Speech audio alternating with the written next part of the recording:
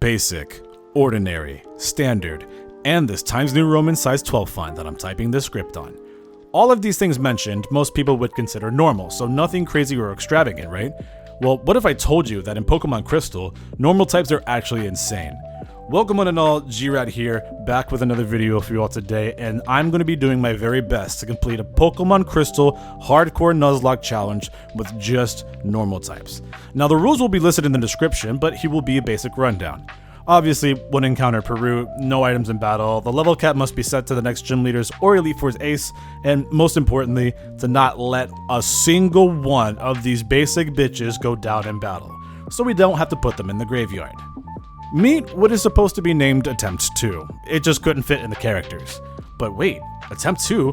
What happened with Attempt 1? Well, everything started out pretty normally, just starting out with Pidgey, going to the Dark Cave to try to get Teddiursa, but get a shiny Zubat instead, and then by the time I go get to the first gym trainer in Violet City, I wiped. That's it. No need to elaborate more. Attempt 2 I managed to get by just fine this time, with a Hoot Hoot being the starter this time around named Charles, a Rattata on Route 46 named G-Rat, which is a staple for me since my name has rat in it, a Pidgey on Route 30 named James, and finally back to Dark Cave, which it is a 5% chance and the whole reason why we're playing Crystal over Silver, and I do get the Teddiursa that I named Larry. Now that I've collected Teddiursa, Dunsparce is locked out of being obtainable throughout the entire game. Also, since I started the game at night on Route 29, and then ended up getting Pidgey during the day in Route 30, Sentret is also unavailable till towards the end of the game. So any Sentret or Dunsparce fans out there will just have to bear with me for this run. Back at Faulkner and defeated that stupid ass trainer with the Spearow, it's time for our first official gym badge. Technically this is a normal type battle as he sends in his own Pidgey as I send in G-Rat. I start off with a Tail Whip as he tackles. I see that Pidgey's HP isn't quite at an HP range for me to tackle to take it down, so I Tail Whip again before swapping into Larry after another tackle to take it down with Scratch. The level up to 10 will be helpful for an additional stat buff since Faulkner's illegal Pidgeotto takes the stage for Larry to take a Gust and Leer it back. Pidgeotto goes for Gust again and I go for a second Leer. Our Berry heals Larry to a good amount of HP for him to scratch Pidgeotto and tank Gust again to knock it out and for us to win the battle. After defeating Faulkner, we get a call from Professor Elm about his assistant with a Pokemon Nick for us to look after. Luckily it is another encounter for us, a Togepi that I named Rick. There he is. He is Rick. Union Cave is an absolute nightmare too, with the Pokemon in there just being filled with Geodude and Onix. But after some master maneuvering, we finally reach Route 33 to capture a Spearow that I named Sue. If anything, she'll do work against Bugsy. Speaking of Bugsy, after grinding our mons to the appropriate level, it is time to take on literally just his Scyther, since the other two aren't really an issue. In the Ilex Forest holds the most broken TM for us in the early game, Headbutt, which we can teach to Larry with his decent attack stat, and we can buy some more actually in the Goldenrod department store if you didn't know. After exiting Ilex Forest, I can capture a Snubbull named Janice, and now it's time to get another possible encounter, either being Igglybuff or Cleffa.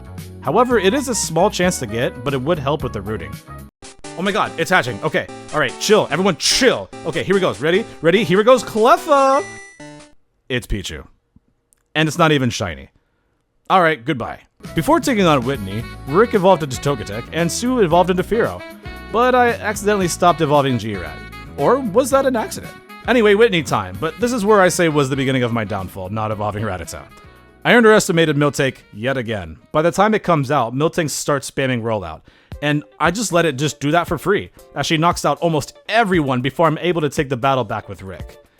By now, the damage was way too done. Miltank knocked out 3 Pokemon, and one of them is the sole reason why I wanted to play the game. Even though there are plenty of new Pokemon coming out to be caught, there's just a massive gauntlet of bosses that will start with Whitney and just be a huge problem with me later. So, did somebody say Attempt 3? Because we're back in action, and I captured all the previous Pokemon and made it all the way back to Goldenrod. So let's try this again and see if we can get an actual normal type this time from the egg. And I'll either take Igglybuff or Cleffa, either one is fine. And the latter came out, so I'll take Igglybuff for now. Cleffa's definitely the better choice, but I could do some work with Nancy for a little while. In you go! Before taking on Whitney again, I made sure to evolve Pidgey and Spearow, and also Charles in the Noctowl. Also, any Pokemon listed with parentheses in some weird way is to remind myself that these should be viewed as Remember the Fallen from previous attempts. Alright, a fresh mind and a new set of Pokemon, and it's time to take her on. Janice doesn't have any issue taking on Clefairy, but by the time Miltank came out, I made sure to charm it down first so Rollouts don't obliterate me. I swapped to Charles next so I can safely put it to sleep, but Miltank wants to try some attract nonsense. I eventually land the Hypnosis to swap in Simon as well, previously known as Sue, but this is a male Firo. From there, I whittle it down with Peck and Leer, and Rollout isn't really doing that much damage to Simon, so he's able to finish the battle off, and I can finally say that I escaped death from this freaking cow. Quit your damn crying and give me this badge. Sudowoodo was taken care of finally, and we can arrive at Necrotique, where we meet Bill right at the Pokemon Center.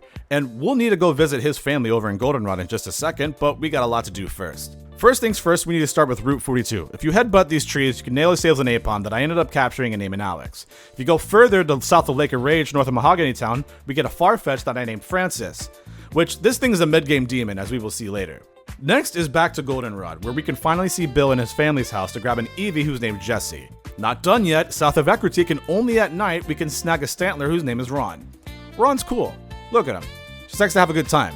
And if you think we're done with getting these Pokemon, you're crazy. The next day we got Ryan the Tauros in Route 38, and because we got this Pokemon, the next route after in Route 39, we can snag Marie the Miltank. Marie. This thing's going to be an absolute monster. I can feel it. It's like I feel it because I've got this feeling I've experienced something like this power before. Also, no Meowth can be caught in Johto, since Miltank and Tauros took over its route that it's appearing on, and honestly, this is the better deal. That does it for the crazy amount of encounters, and now we can upgrade our headbutting Pokemon to the ones who are strong and powerful, the ones who have the strength to carry the team. Having this HM growing up as a kid, I always hated having to put it on my Pokemon, because it just felt forced, you know? It wasn't like Fire Blast or Earthquake or Hydro Pump or anything like that. But as an adult with a semi-functioning human brain, strength is like something sent down from the heavens for making it this far. Like, I can't read. Can I not read? Morty time, and I'm not too nervous about this one. In any other circumstance, I wouldn't know what to do against ghost types with my normal types, but my plan was to just play it as safe as possible by having Charles lead against Ghastly. Then once it's asleep with Hypnosis, I swap to G-Rat, the newly not hitting bee by accident Eradicate, then click nothing but Dig over and over and over and over again to win the battle against Morty. I don't know if Dig is literally the only way to get around that, but I'm just glad there were no issues or casualties. With access to Surf, and after a bunch of grinding later, it's time to take on what I'm so afraid of, Chuck. But I do have a good amount of part flying types, so who knows, something good could happen. I plan on doing the exact same thing as Morty's gym, and that's just Hypnosis with Charles, but I'd accidentally click Peck for half damage. Thankfully it only goes for Leer, and I could go for the knockout here, but then that would bring in a dynamic punching Poliwrath with a -1 knock towel, and no one wants to take that hit for free. So I send in Francis first to set up Swords Dance twice and take Primeape down with a Peck. Now comes in Poliwrath, and I thought that 2 Sword Stances would do the trick, but I was definitely wrong, and thought that this bird was going down. But I have Plot Armor, and Poliwrath missed Dynamic Punch, so I can peck it again and take it down. I feel like I'm over-preparing for these battles, but then only end up just using 1 or 2 Pokemon. It's never a bad thing to over-prepare though, and I definitely felt like I was gonna lose a Mon there. After the gym battle, I call up his wife outside because she thinks I'm so fly. That is like honestly, the most 90s fucking joke that I could possibly think of, and there's just too many people on the internet that just wouldn't understand that, really. But I always write some weird shit in the script anyway. It's fine. Alright, Amphi, take your medicine already so I can go to Jasmine. Also, what in the world happened to make you this sick? Like, what could you have possibly caught to get this sick? Also, personal reference, but Mega Ampharos should have been Electric Steel and not Dragon for the sake of Jasmine. But, you know, Dragon's better anyway. But everyone's getting Dragon or Fairy slapped onto it, and then they just call it a day. Oh my god, it's a shiny! Full-on shiny Gyarados, Lake of Rage, oh my god, oh yeah!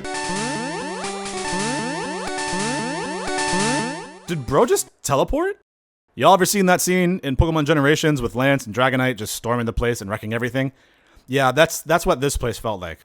We're almost done with this boss gauntlet with bad type matchups, but we'll be doing them back to back, starting with Price, and although his ice types are neutral to us, it won't stop them from getting status effects and freezes. But if Ryan just wants to step up to the plate and spam strength on Seal and Dewgong, and then tank a Blizzard from Piloswine because I'm too prideful to switch, he can just solo the gym without having to use any flying types. Now, I had to think a lot about Jasmine's approach to the battle, and it's not about the Magnemite or the Magneton that's the problem, it's, of course, the Steelix. But I want to play it safe again, so I get Ron in for his gym debut and use Hypnosis on Magnemite.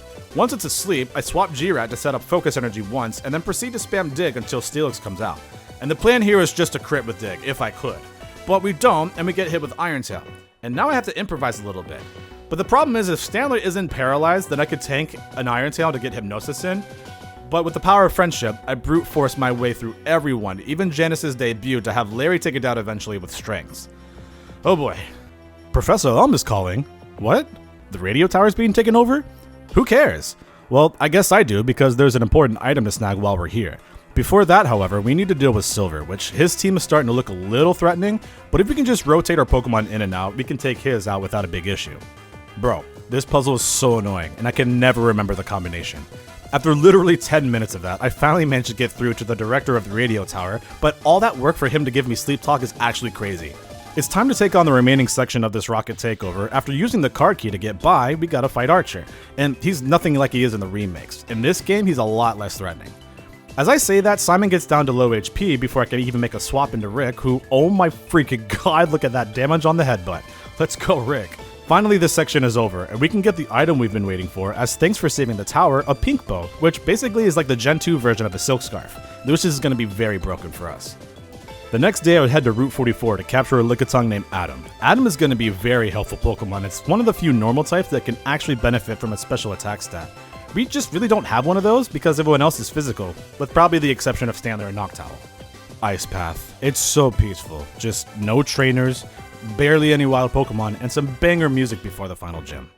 It's also Sunday today, so if we go back to the Whoa. Let's try this again. It's also Sunday today, so if we go back to the department, oh my fucking god. It's Sunday today, so if we go back to the, oh my fuck, why am I having a problem with this?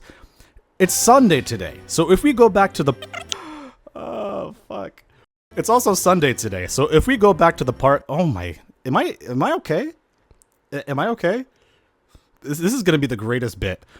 It's also Sunday today, so if we go back to the top of the department store, I almost fucked up again, we can snag the return TM, which will also be very useful for later. But for now, it'll be saved. Okay, I did it. I did this segment. Holy crap. For the final gym battle, we'll need to utilize Adam as best as possible in order for this to go without any issue, but here we go. Claire has just 3 Dragonair and 1 Kingdra, so you already know she's going to be a problem. I lead with Ron on the first one and put it to sleep with Hypnosis. Adam then can come out for free, and I can spam Nevermelt Ice boosted Ice Punch to do a great amount of damage. Because it's still asleep, Adam can Ice Punch to get the knockout and still be healthy for the next one. A Thunderbolt doesn't do too much damage and also doesn't get the paralysis, so 2 Ice Punches can do the trick. This third Dragonair wants to paralyze me though, but if my Ice Punch can also do that much damage and get the freeze, I can be healthy enough for the Kingdra to stay in, so I can possibly get another freeze on Kingdra, but I knew it was too good to be true. That's fine though, I have 5 other healthy Pokemon to swap into, like Ron, who can put Kingdra to sleep yet again. Then I can go into Larry, and cross it off the list with Slash to win the battle. We can also skip the whole Claire being a bitch part. I get the badge and I get what I need at the end of the day. I don't really need to do these puzzles, but we're back in the ruins of Alph for a certain Pokemon, but I guess I just wanted to have a little fun. And great, I did it. That does nothing for me, but just spawn a whole bunch of unknown. The real reason why we're here is we actually got to go through Union Cave to a certain area to surf in. Once we do, we end up back at a secret area in Ruins of Alph, where you can actually originally find Natsu, but we're here for Picasso, a Smeargle named Mary. Now, Smeargle and a Nuzlocke, people usually don't use this thing. How does it even work? Well, I have a certain plan with it, but it has to meet certain conditions, with the first ones being like I have to make it to the point of the game to get these good moves to sketch in the first place, but I also need to get extremely lucky. There is a way to work with the opponent's AI to get these kind of moves, but we'll get to that later. Only place to head now is the Pokemon League, but we do have one final encounter before we have to take everyone on, and I've used this Pokemon before in my first Fire Red Flying run, and now using it again in a normal run, a Doduo that is named Chris. Now, which head is Chris? The answer is yes. The victory road is upon us, and if you've already made it to this point, thank you so much ahead of time. Please just give this video a like and comment if you think the Elite Four run will be, well, either with some casualties or not. So now we have an important, in quotations, battle with Silver at the end, and although I understand that there aren't many trainers in this cave because of the plot with Silver, but damn, like I need these experience points to match the level cap faster, but now I gotta do all this grinding because of you. After many hours of planning, and working around the day and night event cycles, I got as many items as I possibly could grab, I prayed, and I headed into the Elite Four doors to take on Will, the first of the Elite and the Psychic-type user in this game. I had to think about this battle for a little bit because on paper it was really scary, but in actual practice, not so much. All I could really think about was having Janice with the spell tag boosting Shadow Ball because it has the highest attack stat. However, I did manage to guarantee the knockout on 3 of his Pokemon, even risking the special defense drop that I got earlier. Slowbro comes out now, and I have to make the switch to Adam, but I also have the magnet attached to it with a Thunder Punch TM taunt to safely get the KO, and still be healthy enough to take on Will's second Xatu. But of course, getting hurt and confusion is in my DNA, so I have to send Chris out since it outspeeds and take it out with 2 drill pegs, and that's the first battle unscathed. Koga, the former Fuchsia City gym leader, is next, and his team is honestly not a big deal for me at all, more so for Miltank.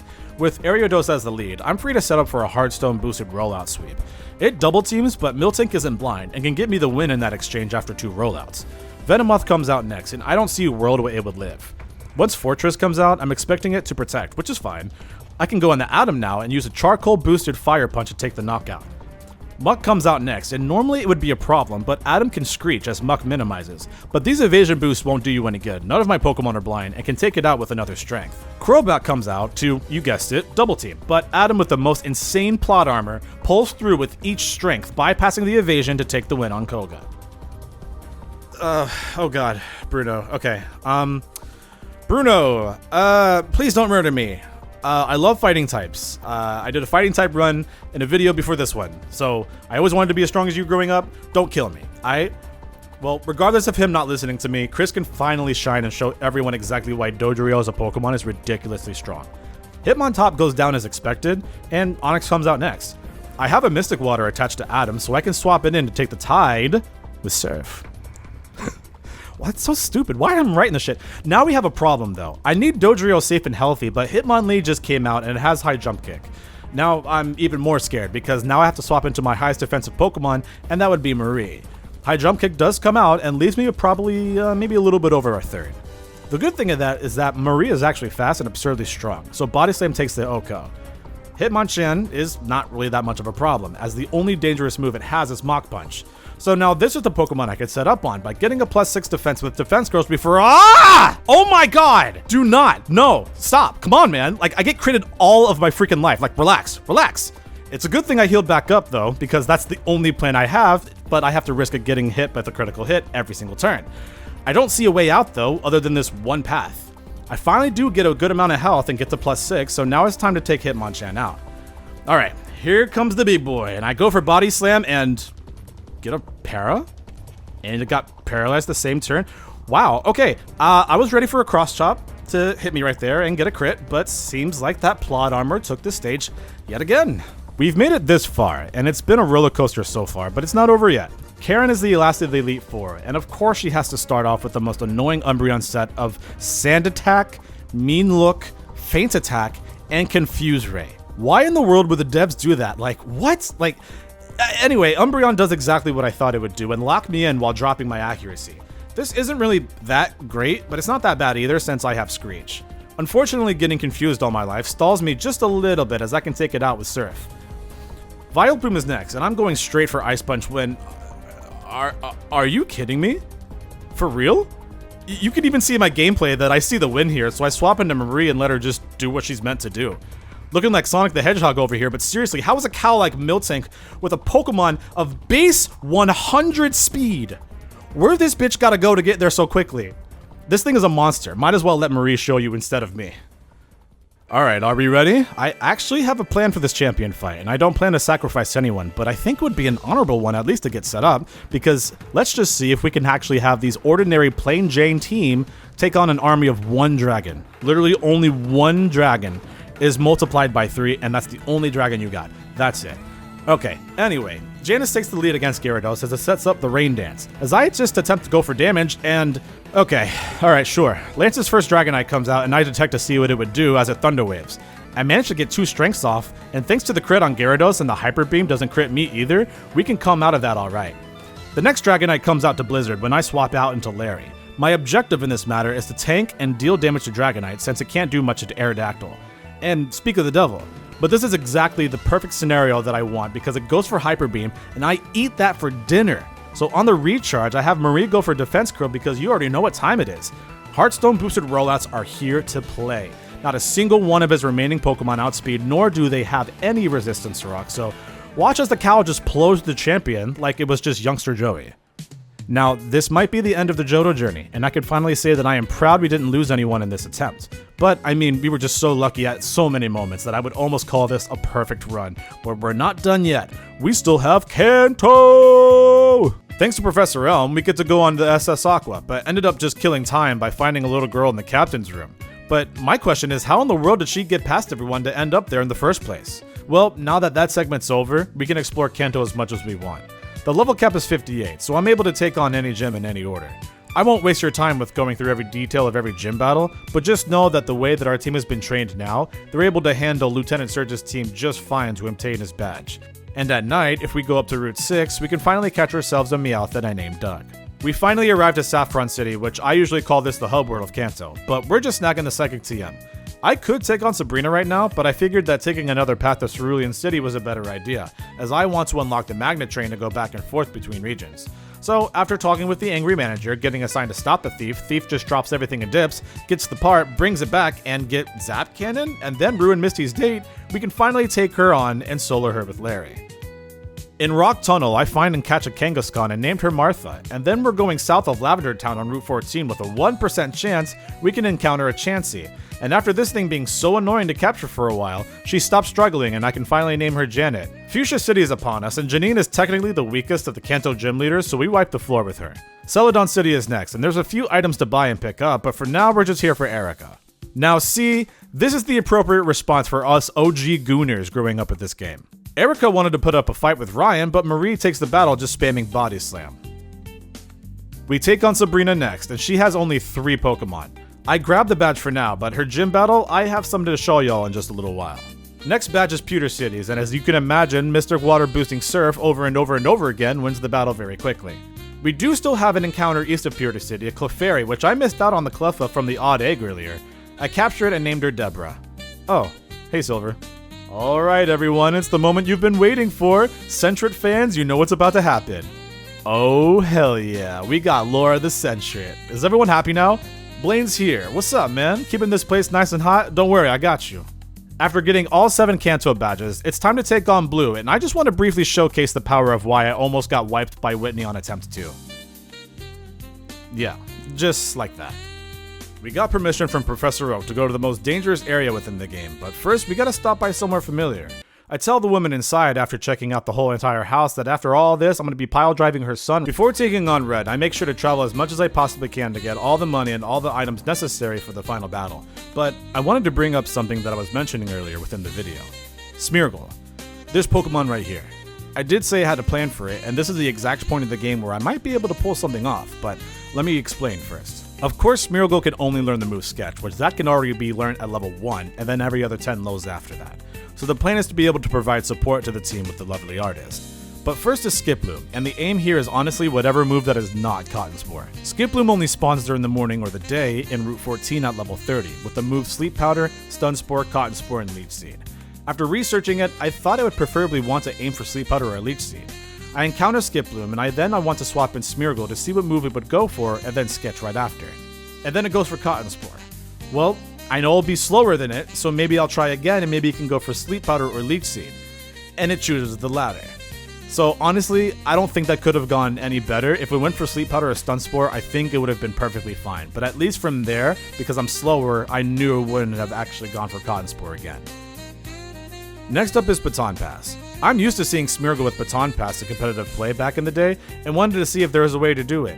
And the way to sketch this move, Mary would have to face an opponent in battle that has it. But who has it? Well, Apom does, but it only learns it at level 12. And the only level you can encounter Apom at is at level 10. So who? Who has Baton Pass? Well, this is the only reason why I skipped entirely over Sabrina's gym, because her Mr. Mime is the only one you can face as an opponent with the move Baton Pass. And it's possible, but it is risky. So let's try it. Marie versus Espeon are up first, and that Pokemon gets easily taken down with Body Slam. Next is the Mr. Mime that we need, but it only knows Reflect, Barrier, Psychic, and of course Baton Pass. If we stall out all of 10 Psychics from Mr. Mime, we can put the AI in a situation where they would have no choice but to Baton Pass. But riskily, Janice does a little damage with Shadow Ball before Ryan goes down to Alakazam, because Ryan needs to freaking hit the weight room. Eventually Ryan redeems himself with a needed critical hit. But at least for now, we're safe from damage. Mr. Mime comes back out, and since there are no psychics left, Mr. Mime is forced to barrier and reflect.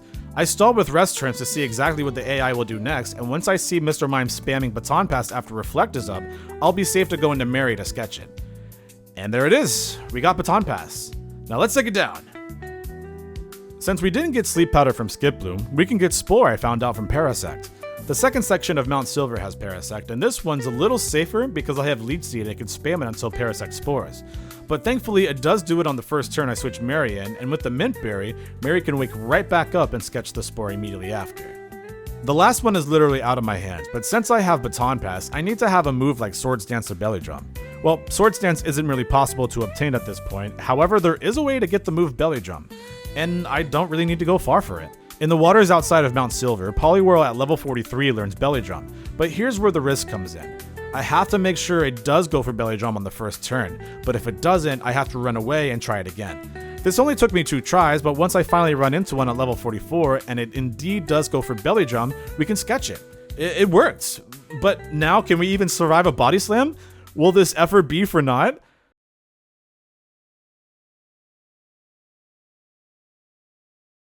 Okay, yes. Putting on some irons and HP ups on Mary ended up working out. Now let's run. I did some insane grinding and tested out my strategy on the Elite Four so many times to also get a good amount of money to buy more vitamins for the team.